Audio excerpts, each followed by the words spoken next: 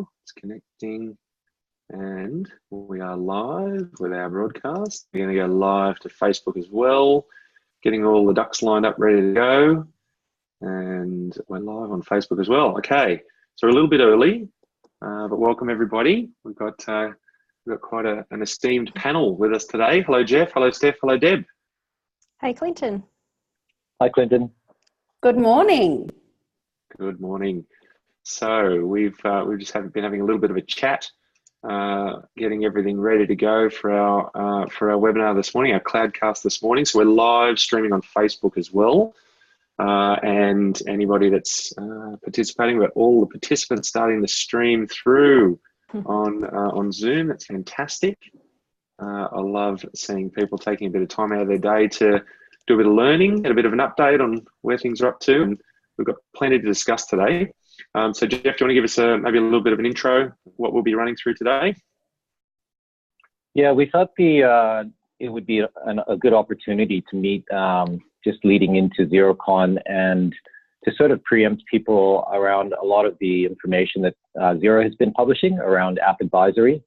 And there's been a lot of articles being published. There was one in Digital First about the accountants' need to understand apps and to be able to recommend apps to their clients. And we thought that we would invite some of our good friends, Deb Mirisch from Biz Synergy and Steph Hinds from Growthwise, to talk about their app journey and how they recommend apps and what their business model was. So we thought we would use this medium, Facebook Live, and this is not a recorded webinar. This is basically running live, so we really don't know what's going to happen, and nothing is scripted. Yes. Yeah, so we'll see what happens. But I think what preempted it was really a conversation I had with Steph at a recent show where we were sort of chatting about app advisory and how it all came about. And I thought this type of conversation that we're having as colleagues was the type of information that others would want to hear about. And so we thought we would try to take this same model through to this CloudCast.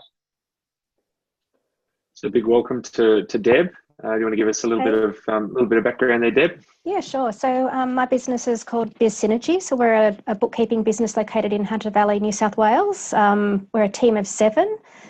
So we provide everything from basic bookkeeping. We're a team that includes both bookkeepers and accountants. So we can do some of those internal accounting roles or type virtual CFO type roles. And we won Bookkeeping Partner of the Year last year at XeroCon and hand the crown over week after next.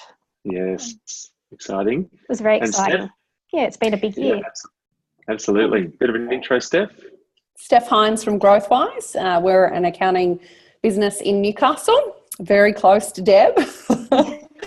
So we just down the road. We started on our Xero and cloud journey 9 years ago now. So it seems like a very long time ago that we started talking about this stuff, and obviously a very long time since Jeff and Clinton, we've been having a lot of fun at road shows and et cetera, et cetera. Yeah. So we're a team of 13 in Newcastle. We take on a lot of traditional accounting work, but do a lot of business advisory and now a lot of app advisory at the same time.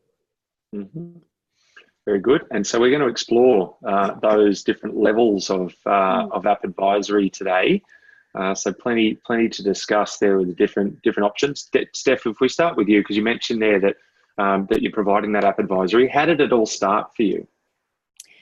It started with Xero, obviously, when we were transitioning all of our clients to Xero for cloud accounting. And as we were doing that, when it first started, there was no payroll inside Xero. So we were setting up pay cycle for people, and there was no inventory inside Xero or any of those bits and pieces. So when we were early on in our journey, we were just trying to solve clients' problems. And once we'd introduced them to Xero, they kind of started to get quite hungry for what else was out there, because Xero had completely changed the way that they were working. So we were kind of pushed a little bit, I guess you would say, into this area. And once we'd, done, I think about 300 Xero conversions at the time, because there were no conversion partners, we started to feel quite comfortable with really having a look at other apps in the marketplace and really what problems our clients had, and therefore what applications could help solve those problems. So we were driven 100% by the clients that we had and the problems that they had. And then we went out into the marketplace and started exploring, started learning all that we could about different apps in the marketplace, and then started rolling out those implementations. Bit of a natural progression. Yeah, I think, the thing with Steph is she was an app advisor before app advisory was even a thing. And one of the things that we chatted about was that when we became cloud integrators, before cloud integrators were a thing, Steph never really chose that route of becoming a cloud integrator. And we actually chatted about this, that although you do cloud integration, you don't consider yourself to be a cloud integrator. And so, as you became comfortable with recommending apps, how did you build sort of an advisory practice around that? How did that evolve and shape what you were able to do for your clients? So I think when we first started this, we were all accountants in the business. So we're not technology people, which is always hilarious when you think about the fact that, how the hell are we actually doing any implementation stuff? And it was an enormously large learning curve for us, and we absolutely screwed up a couple of implementations because it wasn't our natural training, and we therefore had to really learn not just about accounting and advising, but we also had to learn about how to go through those implementations. And very early on in our journey, we realised that as accountants we had a limit.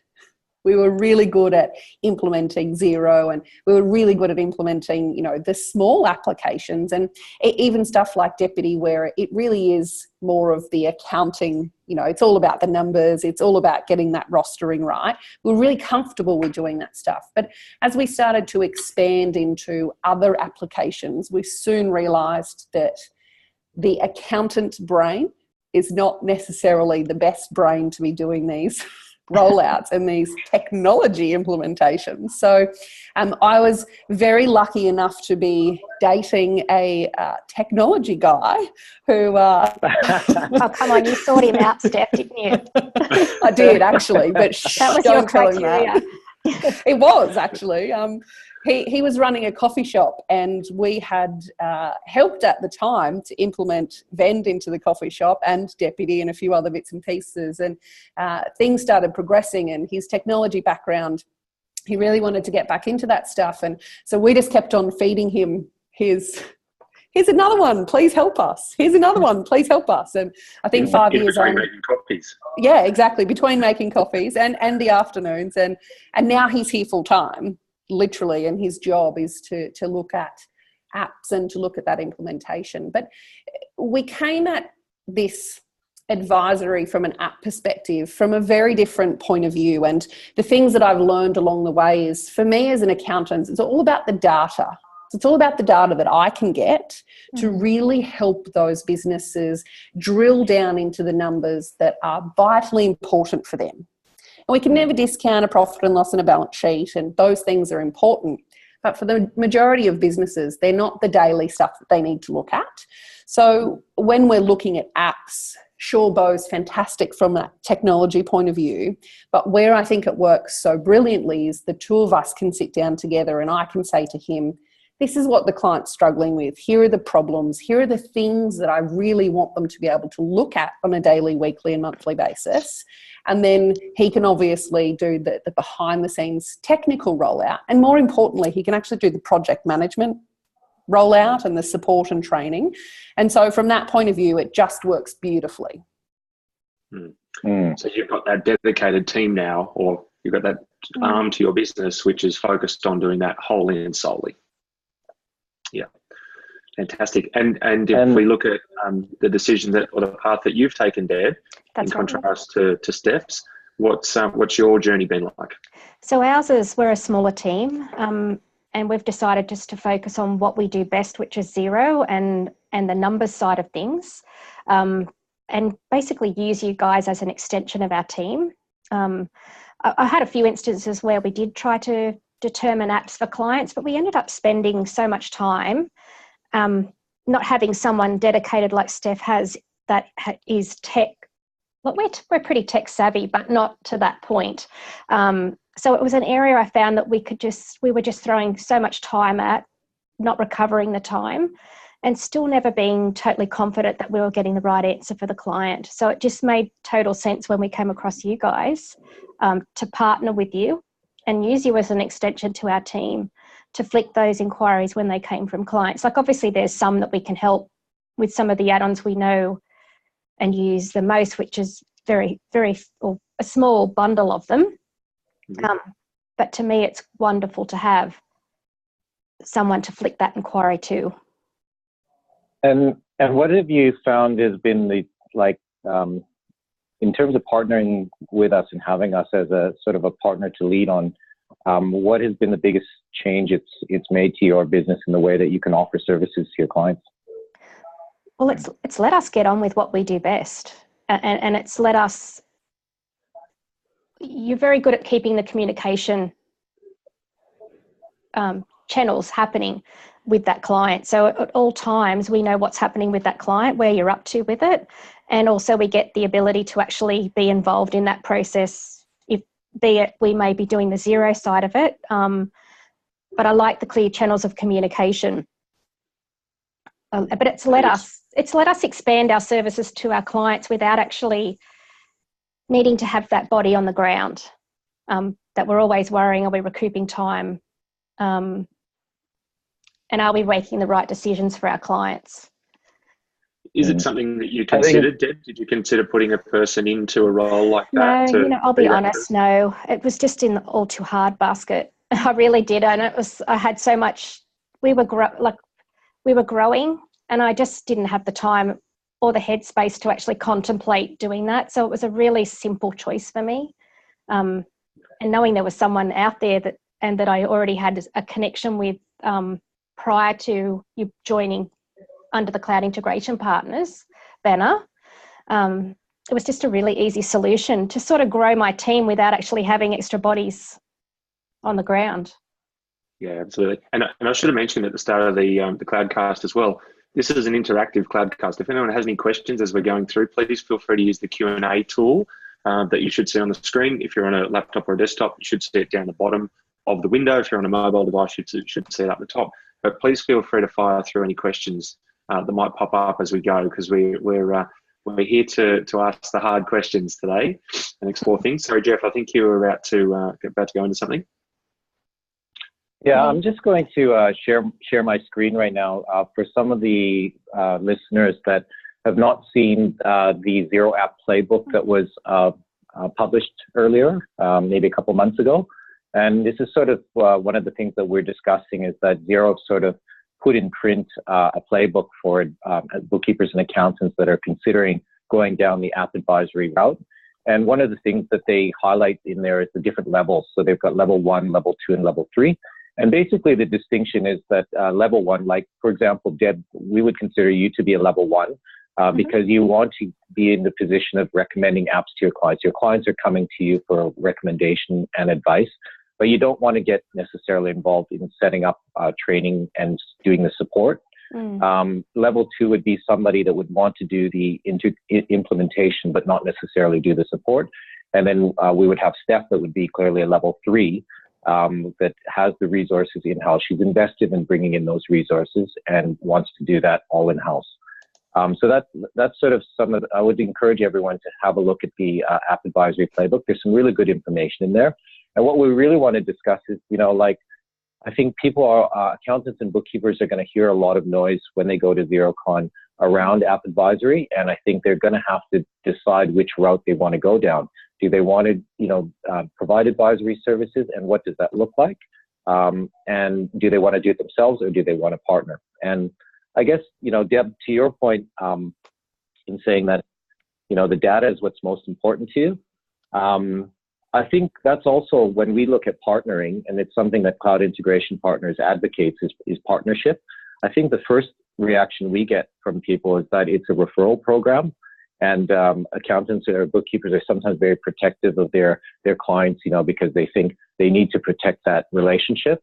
But what we really look at it, the analogy I give is that we think of it almost like a GP and a specialist, right? Exactly So right. if Deb was like a GP, she wants to be the first person that the client goes to and checks in on and wants to make sure that their general well-being is up to scratch. But if there's an area where Deb isn't quite sure about what the issue is, she would refer them on to a specialist, and we see ourselves as, taking the advice on board. So if Deb identifies that there's issues in this area and this area, we would take that information on board, assess the client, but then relay that information back to Deb so that she can ultimately still be the point of contact and hold that relationship with the client.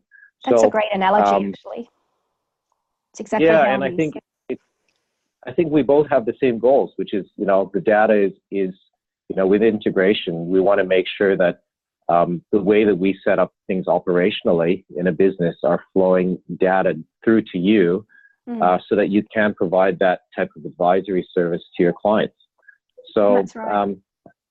What are you guys' thoughts around the ways that, integration or partnering or recommending apps have improved the way your clients have worked?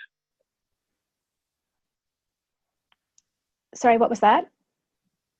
What are some examples of the way that, integrating apps and, the way that the mapping of operational apps to the accounting package, what are some examples of clients that you've worked with, how they benefited, and how did you help them?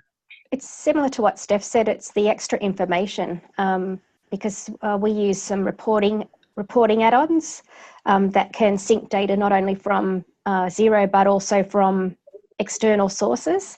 So it's being able to extract that information that can allow us then to report on key metrics for the business, which allow them to really hone in on the areas that they really need to focus on, because like Steph said, it's not generally the numbers in the profit and loss and balance sheet, they're the end result. It's the smaller numbers that make up those numbers and the journey to getting to those numbers that is what the businesses really need to focus on, and quite often they're coming out of the add-ons. For me, we try and break this down into two really simple things. I'm a very simple person. So it's either an app that's going to save you an enormous amount of time, or it's an application that's going to help you generate more revenue. And by generating more revenue, that's giving you more data. That's really being able to show you what you need to do in the next, month, 2 months, 3 months to work on to generate you that more income. And a lot of people really discount this value, though, of applications that save you enormous amounts of time. And being accountants that we are, time is kind of the thing that we've known for forever, right? We all grew up doing 6-minute timesheets and we all understand that value of time. And we've worked with clients where they've been able to not replace a person, but move that person from doing basic data entry and administration into something that they like as a job. And it's not that monotonous style stuff that they have to do all the time. And I think it comes down to really understanding what are the biggest problems that your client has and what they're able to do. And years ago, we had a locksmith that we did an implementation of. And at the time, and I'm talking years and years ago, it was a GeoOp implementation that we were doing for them. And just that one simple application, which the problem was knowing where their guys were all the time and being able to schedule for them to the right spots. They had 10 people on the road, and we were able to actually get all 10 of those people to, on average, do 1 extra job per day. And simply by not having to start their day at their actual job site and finish their day at their job site with those ridiculous paper booklet things that they'd have to then rip out and give to the admin people to do. And on average, 1 job for them was $100. Yeah. So that's an extra $1,000 a day that these guys were having to do. And sure, one day they'd have to go in and they'd need to get extra materials and all sorts of other stuff. But on average, that's an enormous addition to the bottom line that just came from being able to save time of not having to report to site to get their journey and not having to report to site to hand in their dockets and booklets and stuff, and being able to schedule better. And the flip side of that, Steph, is that for the owners, it's giving some of their time back to live their life, and they're not going home of a night time doing the paperwork and the menial tasks that they used to do, because a lot of it's happening live through the day, through the add-ons that they're using. Absolutely. Yeah, we preach that all day, every day with Tradiepad, because I think, like Steph, as you explained with the locksmith, it's just the way that the industry's worked forever. You know, we haven't had the computers, the construction and the trades and services industry hasn't had computers to run the day-to-day like office-based workers have had. So there's been so much duplication and double handling and paper and inefficiency and lack of transparency and accountability for the workers in the field. So it is completely changing the way that the businesses work, but the way that the industry works as well. And obviously for the better for the business owner. There's been so much wasted time and inefficiency within businesses, but there's really been no solution for it. So, and I think we forget where we've come from too. Like I know when Xero from time to time of late has just had some downtime, and there's always a lot of negativity around that, of course, as you can imagine. But I think we forget just how far we've come. And if we stop and think years back, what our day used to be like, compared to a couple of minutes, an hour of downtime, we're still leaps and bounds ahead of where we were. Absolutely. Our workday's totally different. Yeah, 100%. We've actually had a couple of questions come through. A couple of questions for Steph. So what's the percentage of Bo's spending time on support for clients post-implementation? Not a lot. He doesn't do timesheets because he's naughty, so I couldn't give you that, exact. He's listening now, so I'm going to get in a lot of trouble after this. But realistically, support-wise, he might take 2 or 3 calls or 2 or 3 emails per day, and sometimes that can be something really, really simple and it might take 2 minutes, and sometimes that can be a little bit more in depth. What we find is it actually comes down to the process that you have in place for your after implementation support, and we try and ensure that for at least a period of 2 to 3 months, depending on the app, we've got some pretty structured support going back to people. And we found that structured support to be able to say, okay, here is what we know you need training in, here's where we need to be checking that you're on track and doing the right stuff, tends to eliminate a hell of a lot of additional support down the track. So for us, we actually break our implementations up into a scoping exercise. What does the client actually need? And I'm sure we'll talk about this in a minute, but scoping exercise, the actual implementation, training, post-implementation support, and then general support. And that post-implementation support is really the crucial part, because if you do that right and you're going back and you're following people up and you're making sure that they really do grasp and understand what you've implemented, the rest of the support is really simple. Yeah, absolutely. And following on from that question, does he get a lot of questions where clients want to customize something that is something the accountant can't help with, but more of an issue that can only be fixed by the app vendor themselves? Always. I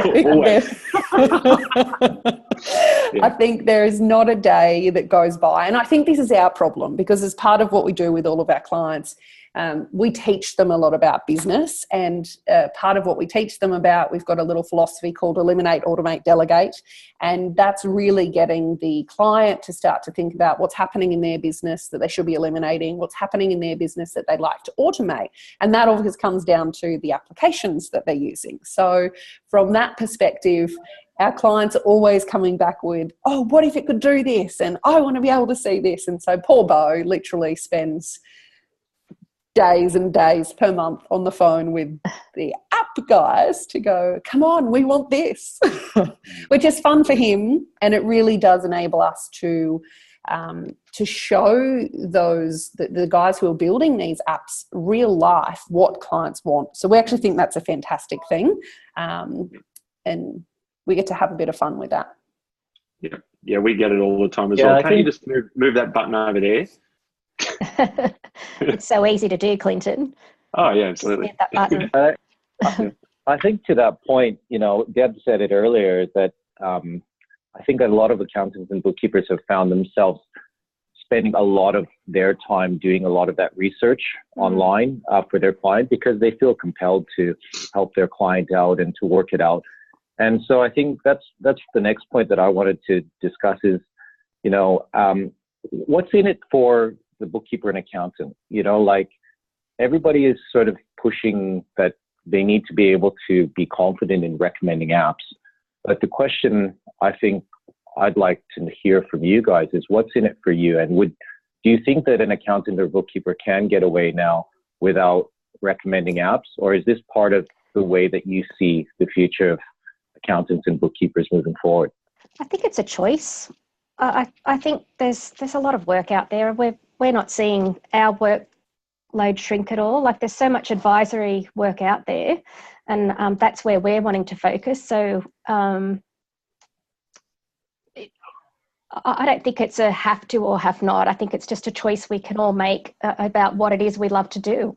And going back to your, the research and time you have to put into working out the right app. I always look at Facebook groups, industry groups with when people are throwing around off the cuff comments of asking what app should this or what add-on should this client use? What have you used? And all these random comments. I think it's it's nice to get feedback from other people, but I think it's a little bit dangerous in some respects as well, because no two clients are the same. And in those little threads on social media, you can't divulge enough information about those two different clients to know that the app that suits that one is going to suit this one. So I look at them, I watch them, but I don't take a lot of that information in because I think it can send you down the wrong path in choosing the wrong add-on. And like I said, it's a choice I've made. I'm not choosing to go down that path because we have so many great opportunities for great work that we want to do with Xero and then advisory work that it's just not an avenue I'm planning to go down at the moment. Yeah, I think it's a really good point, Deb. Sorry, go Jeff. Yes, I think people turn to those Facebook groups because it's they probably look at the marketplace and they look at the selection of apps that are out there. They do a type of search against a vertical, and it throws up a bunch of apps, but it doesn't help them decide which app is right for them. They might turn to their Xero account manager and ask for advice, but Xero is not in a position to provide any advice on apps. They can only put you in front of apps, and then so they turn to Facebook groups, not knowing where else that's their peers. So the intention is right, but yeah, I think I agree with you. I'm always a bit apprehensive as well, getting involved in those groups because of you making a recommendation that is, not that you don't have all the information in front of you, to make a good recommendation. I certainly agree with this whole, my pet hate is... It's like pub talk. I liken it to pub talk, like two clients talking to each other, business owners talking to each other at the pub. I think it's great to have that space, but I think it's got to be taken in the right perspective. And what I like about you guys is that your objective, like a client, we could go and speak to an add-on direct, but an add-on, generally you talk to the salesperson, and of course they're going to say that their add-on does everything. So I like the fact that you guys are objective in your choices. I think it comes down to the fact that what you guys have done very, very well is your niche. And as accountants, if you have a niche, it's actually easier to go into app advisory because you're only going to need to recommend a handful of products to your clients because you're only going to have, the same client, but they might have 10 different variations. For most traditional accounting firms, they don't just have one industry and one specific type of client. They have this enormous amount of difference in their client base. And so you potentially could have 300 different applications that you could be implementing for your client base. And that is just, unless you're going to go get an entire division of people and throw enormous resources in the pot, how the hell can you actually do app advisory as an accountant? Like, you can't. So the issue that we all have in the accountants should do app advisory is sorry for swearing, but it's just bullshit. Unless you actually have a dedicated division or you have just the one type of client, you cannot do app advisory properly. It's too risky, Steph. We're like accountants. We can see on the screen, Jeff's got the Xero page up that's got 3 playbooks there for 3 different industries, 3 different segments. And within each one of those playbooks, there's a whole bucket load of apps. Exactly. And they all do different things. Like even the stuff that's just in the trade and construction playbook, there's enough to keep you occupied there while you learn what they all do and how they work for months and months. So I think being across all of those things, it's a little bit unrealistic. So I think unless you, like you said, Steph, unless you've got that niche and you can focus and concentrate on that one group of solutions. And so one of my roles within TradingPad now is keeping on top of all of the new stuff that's coming through and what it does and where it fits and what it does differently to the other systems, so that we are making the right advice, giving the right advice on best of breed and what's the most applicable solution for the business that we're dealing with.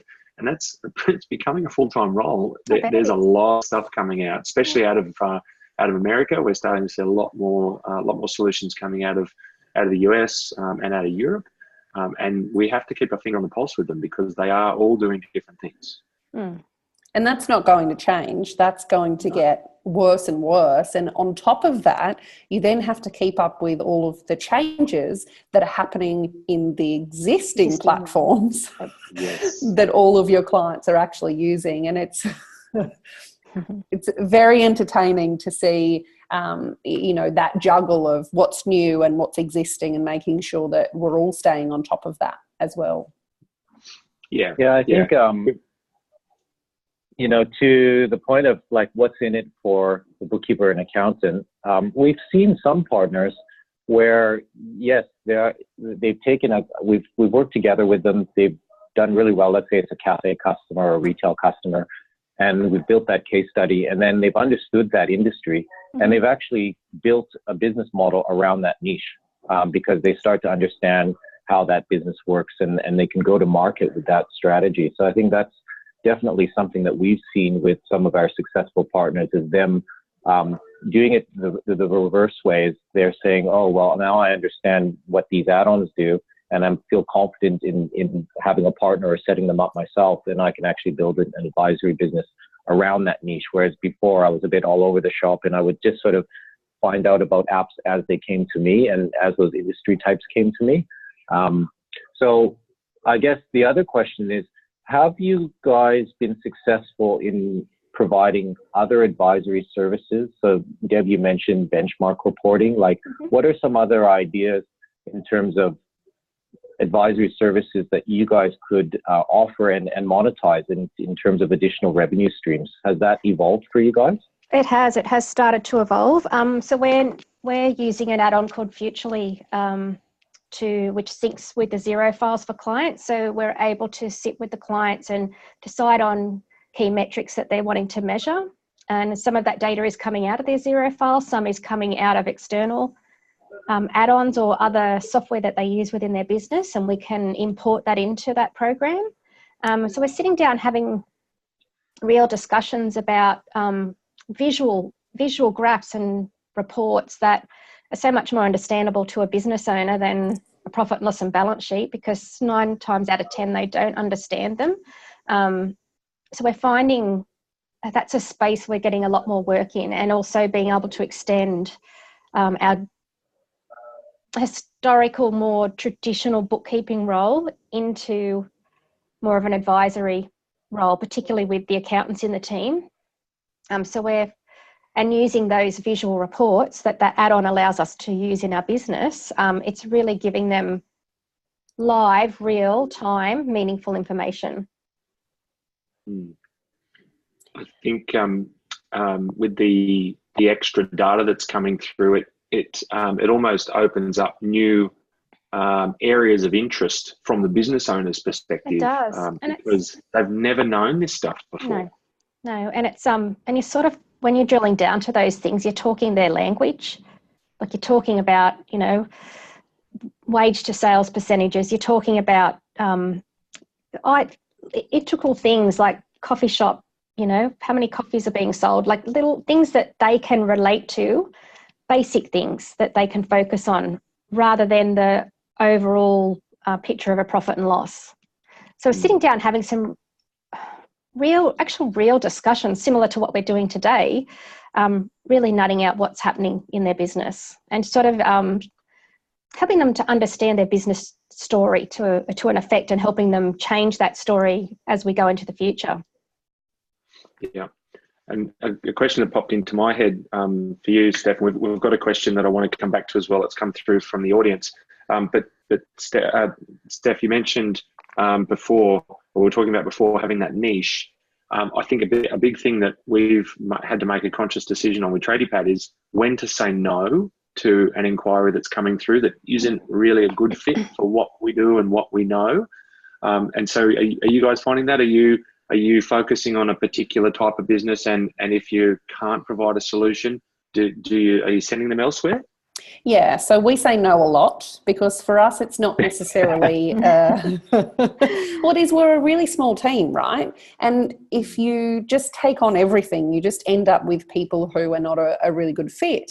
So for us it's not necessarily about the industry, but it's about the person who's running the business, and it's about who they are as people, what they want to learn, where they want to push their business.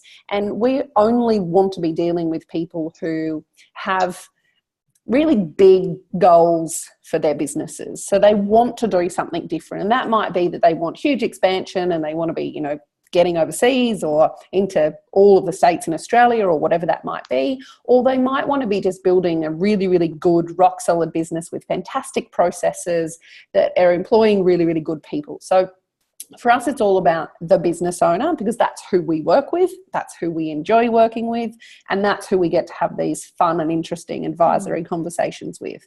So that means that from an app perspective, we most certainly cannot do all implementations. Bo is human, which means there is no chance he can know all of the different applications that he needs to, which means at different points in time, we're partnering with the app ecosystem and saying, okay, we have a client who is not in our traditional wheelhouse of apps that we're comfortable in implementing because we know backwards. And so I think that's the benefit of having this brilliant ecosystem out there. Even with dedicated resource, we still can't do everything. So we can go to, the guys from Osiris Digital as an example, or whatever it might be, to say, okay, can you guys please help with this because this is what our client needs. We can still identify that there's a problem, but we don't have to roll out that implementation. And, we don't have a lot of different industries because a lot of similar businesses tend to congregate together. But for us, we still can't implement everything that's needed. And I think historically as advisors have been accountants, bookkeepers, being very precious of their client base. And I think that's restricting how we can help our clients. I think we need to open up and pass on those inquiries where we aren't the right person to be advising them in a certain area, because at the end of the day, we're there to help the client and find the best solution for them. So if that means collaborating with another advisor, then, I think we have to let go of that protective preciousness of our clients and share them where we need to get the best result for them.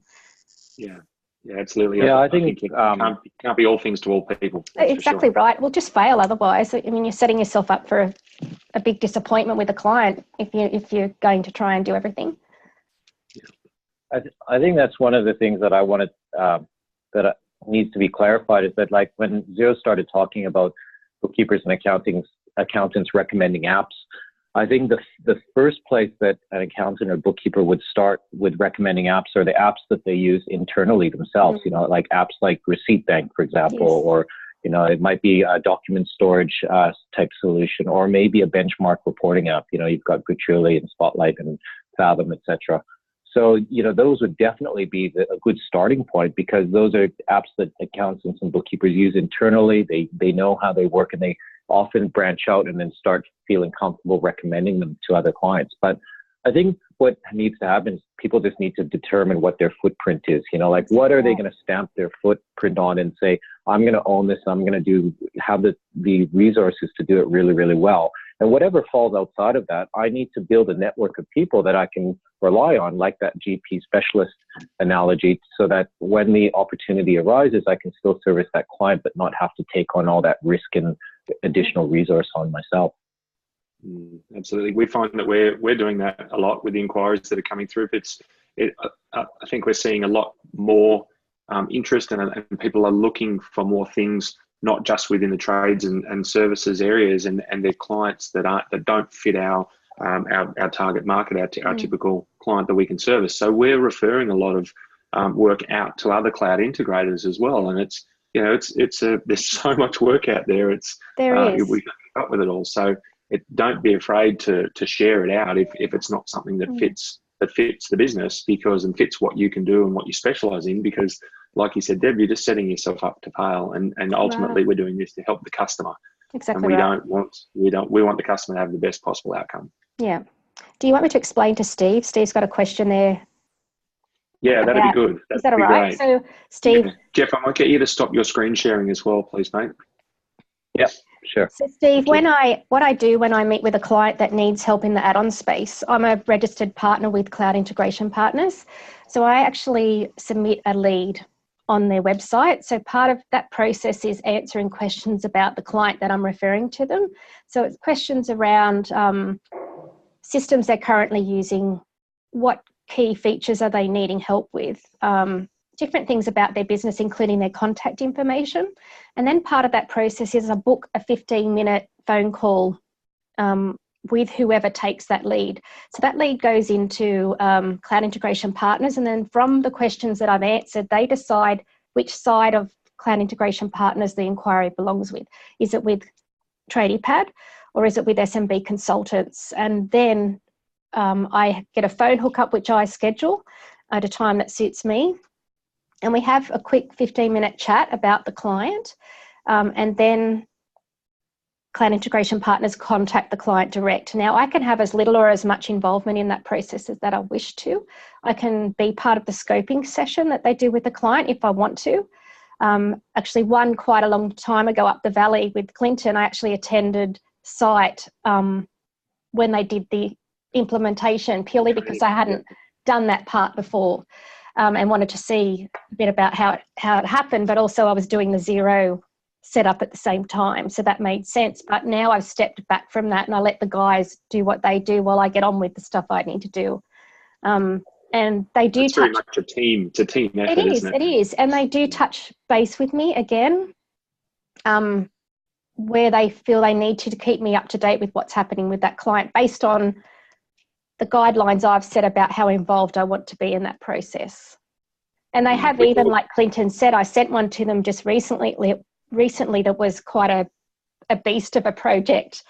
And they actually sent it on to another cloud integrator because there was a lot involved in this particular one. And like Clinton said, they put their hand up and said that this is too much for us, and sent it on to someone else. So I loved that they were honest and open enough to say this needs to go elsewhere. And so at the end of the day, I feel I have placed the client with the right contact to get the help that they need. And because Jeff and I have been doing this for so long, we've got the relationships with a lot of the other cloud integrators. We've got a couple on the CloudCast today. It's good to see. But we've got the relationships with the guys, and we know what solutions they work with and what they specialize in. And we're talking to them constantly saying, we've got this client that does this and this. Is that something that fits with you?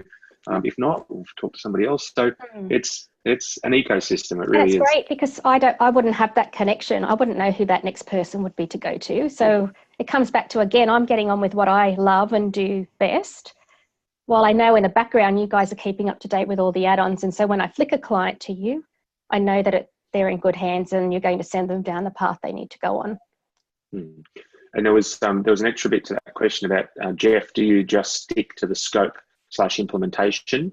And I think we do. Both businesses have a very clear scope of works that we're doing, so we will always try and stick to that. Any further comments on that, Jeff, in terms of what you do in conjunction with Deb? Yeah, I mean, we have that 15-minute call because on a case-by-case basis, we want to know what Deb's involvement wants to be with this particular client. I mean, I think initially we always encourage people to get involved, because when they go through a scoping process, they really start to understand the questions that we ask. What are the issues that we uncover that maybe they missed? It's almost like a bit of a training session, if you want to call it that. And I think it really helps to solidify the role that we play in that project and the role that the accountant or bookkeeper will play. I think one thing we also would encourage is to come prepared in that scoping session with maybe what are some of the issues that you see as their financial advisor that need to be addressed. You know, if you're highlighting things that need to be improved that can be directly improved through the operational setup of the system, then that really helps us as well, because we know what are the goals that you're trying to achieve and what needs to be done in that setup process. So I think it's definitely a collaborative process. We want to gather as much information from you as a partner before we do the scoping session, and then relay the information back and keep you informed along the process when there's critical points, you know, potentially like with mapping GL codes or with workflows on how to reconcile payments, etc. Those are critical things that we need to discuss with the financial advisors, so that when we deliver the training, the clients, it's been set up correctly, the clients are using it correctly, and the data is flowing into the correct buckets so that you can get the right financial information you need to manage the client. And this ties in with this next question. Do you feel that App Advisory has helped you connect with your clients better? For us, definitely. It means that we've got a lot of additional information that we didn't have access to before. So our relationship becomes a lot more granular, but also a lot more often, because we've got this data and information, and we can really say, okay, hang on a minute, something's going wrong here, and we have that at our fingertips, as opposed to having to wait for a certain period of time just to have that data and information. I mean, traditional accounting was we saw clients once a year, and then GST came in and we at least did accounts quarterly. And now with App Advisory, we can have daily reports sent to us if we want to about how the client's key metrics, how they're going and what's actually happening, which is a huge difference in being able to have those conversations. So much better relationships. But I think it's much better relationships when App Advisory runs smoothly. If it doesn't run smoothly, then you obviously have that issue. If you're doing it internally, that you're trying to do something that is outside the scope of your abilities, and clients can take that into consideration with the rest of the work that you're doing as well.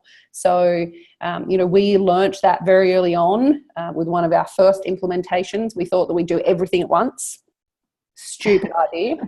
Because clients have to go through change, right? I'm talking 6 years ago, but clients have got to go through this change process. And when we did that first ridiculous, 4-app implementation, it was a huge issue with the client because the whole team, and they had a team of 30 people, had to try and cope with this change, and they weren't coping. So therefore that's coming back on the right relationship that we have with the client.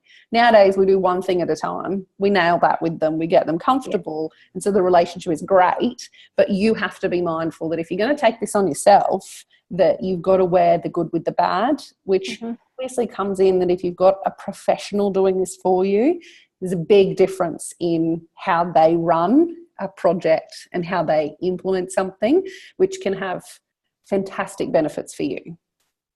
Yeah.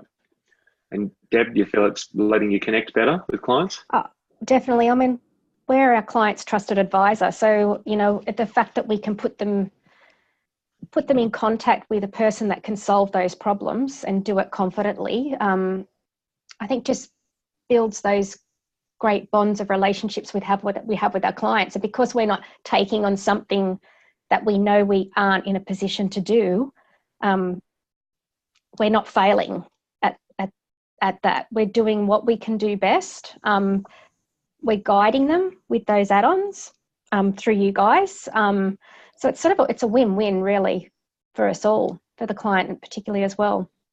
Yeah, 100%. And this ties into the next question, which is around once a client's implemented an app, how do we as accountants, bookkeepers know how to get the reports from the app to benefit the client? So I think that comes back to that discussion around once the system's in place and once the client knows what they can actually get out of this system, because they don't know what they don't know, and so there's maybe a little bit of time to get the data, get some meaningful data into the system, and then say, okay, well, we can report on this. We can look at productivity, we can look at turnover, we can look at all sorts of different things. What is important, and we ask that question all the time to say, well, just because you've had that report all along, does that mean that it's beneficial? Is it what are you using it for? Would we be better off looking at some other data that we can now capture? That's right. So it's a bit of a workshop, I think, around working out what is of interest, what's possible, and then how do we set it up? How do we start extracting the information? Yeah. And there's some of the add-ons that we work with don't have the reporting built into them that's necessary. But there are some reporting add-ons that can be aggregating data from this one and this one and this one and putting all the information into a nice dashboard that gets emailed through on a weekly basis or a daily basis or whatever it might be. So there's lots of options. There is. And I see part of our role in collecting the data.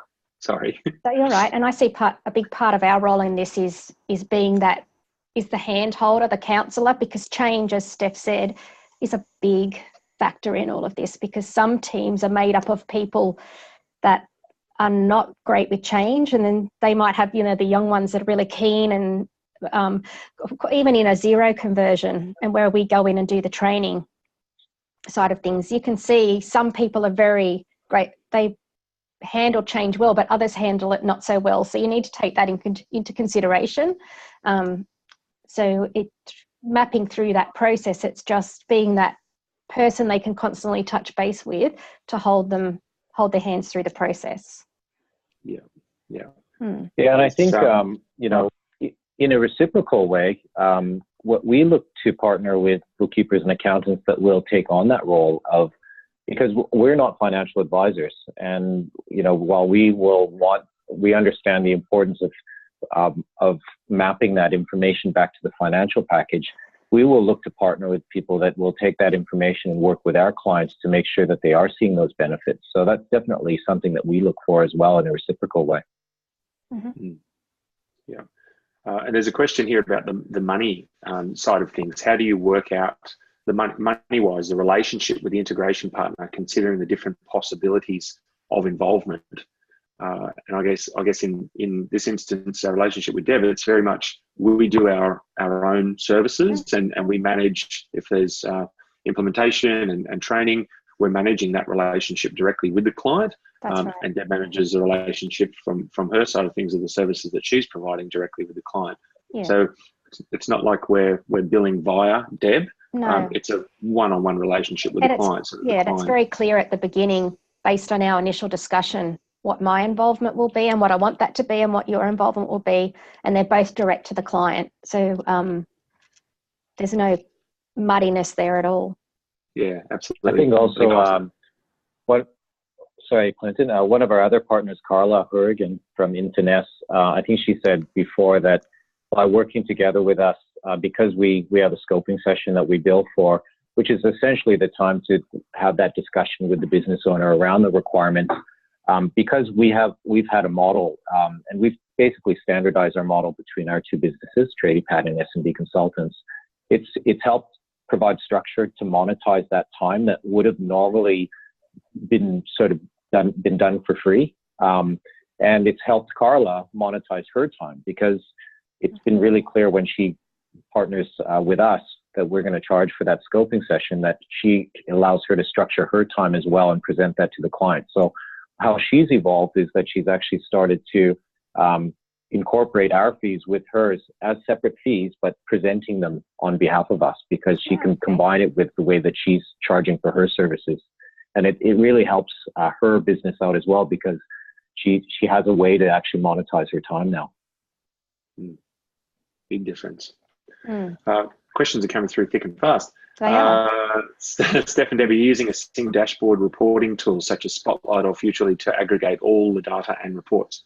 So we've been using Futurely, which we're loving because it syncs with Xero daily, or even more often if we wish it to, and can bring in not only data from Xero, but also external data that we can import in CSV templates.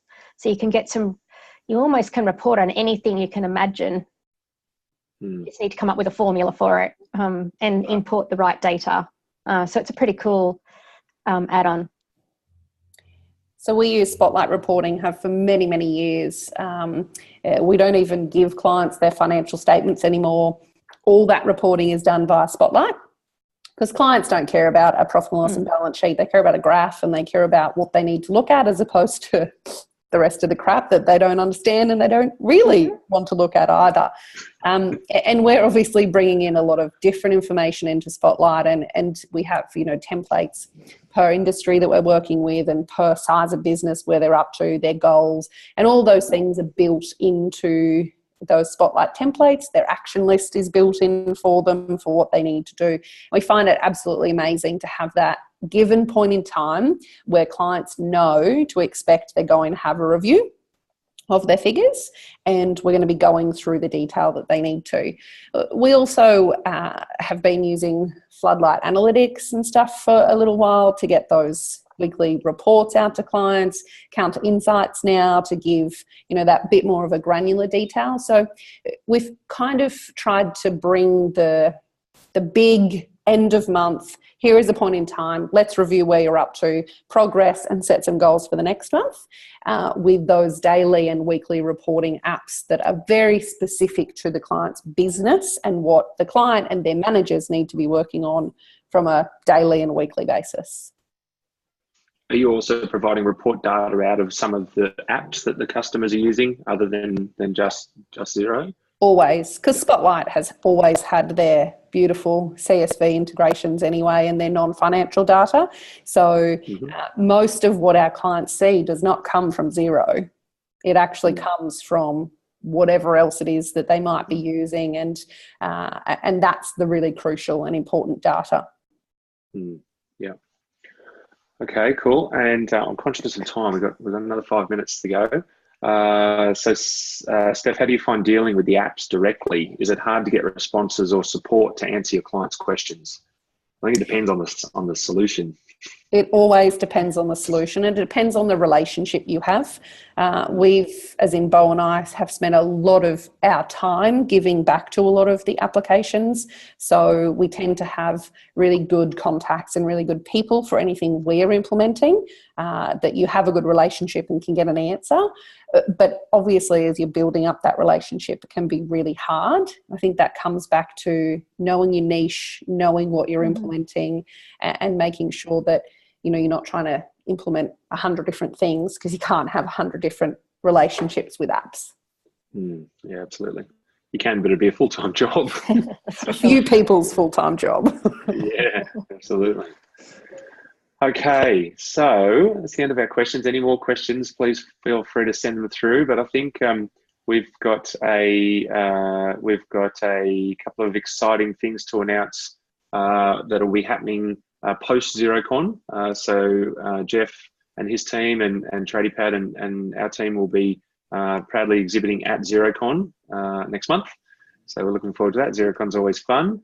We were just talking before the CloudCast started about might need to go on a bit of a liver cleansing diet before XeroCon. But primarily we're there for the exhibiting and for the education. So we'll be running a pretty exciting little activity on our stand this year. How much are we going to give away, Jeff? I think maybe we'll talk about, come visit us at the stand. Come say hello. We've got lots of partners in our partner program that'll be there at XeroCon, so it'd be nice to come see us. We've got something exciting planned for the stand. We won't let the cat out of the bag, but definitely something exciting for people. I think we're also going to announce our certification camps. Yes. We sort of have been working together with Xero and have decided that we really wanted to provide our partners with a bit more education on how to actually effectively partner with us, as well as help them along their their app advisory journey. So helping them understand what are the products and services they can offer to their clients, how do they effectively partner with us, how do they talk about apps, what's the first steps that they take. So we've got 3 cities planned, starting 10th of October in Melbourne at the Xero HQ office. We've got Sydney on the 14th of November at Xero HQ Sydney. And then we've got Brisbane on the 5th of December at River City Labs. So we will be emailing people out that information, and we'll be talking about it at our stand at XeroCon. And we're really excited to be able to offer that to our partners. Yeah. So we'll be also announcing a certification program.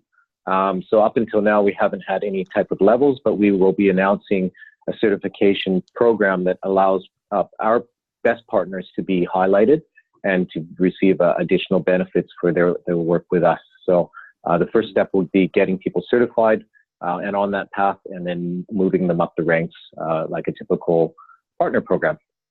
Great. Because ultimately, both of our businesses, we're training organisations. We're all training organisations to a certain extent. And so it's about sharing that knowledge and sharing the education so everyone can work better and more efficiently together. So we saw the certification camps as a really good way for us to share that knowledge that we've gleaned over the years and years that we've been doing this, and make sure that we're all working as efficiently and effectively together as we can. So yeah, the certification camps will be fun. And let's just say that the activity that we'll have on our stand will be closely aligned with the certification camp, and it may be quite competitive. Oh, gee, okay. I'm picturing, when you say camp, I'm picturing, okay, is it tents inside Xero HQ, or what's the what? Marshmallows and beer? It could be. Yeah. We're talking about these guys, Steph, so anything could be possible. That's a good combo. Yeah. So we have to come to your stand and check it out. Absolutely. Okay. Absolutely. That's right. All right. So we are bang on time. No more questions have come through. So I think it's been a very good conversation. Thank you, Steph. Thank you, Deb. Thank you, Jeff. Thanks for having us. Excellent discussion. Thanks. It was really good. Yeah, we really enjoyed that. And we should definitely, I think we're going to be looking to organize these type of podcasts a bit more frequently because they are really informative. I think it's a great medium to be able to just chat freely about topics and get information from different groups. Absolutely. Thank you, everybody, for attending. We've had a really good attendance throughout the whole CloudCast. So thanks for your time, and we look forward to catching up with everybody at XeroCon. See you there. Thanks, guys. Bye. Thanks, guys. Thanks, everyone. Bye. Take care. Bye-bye.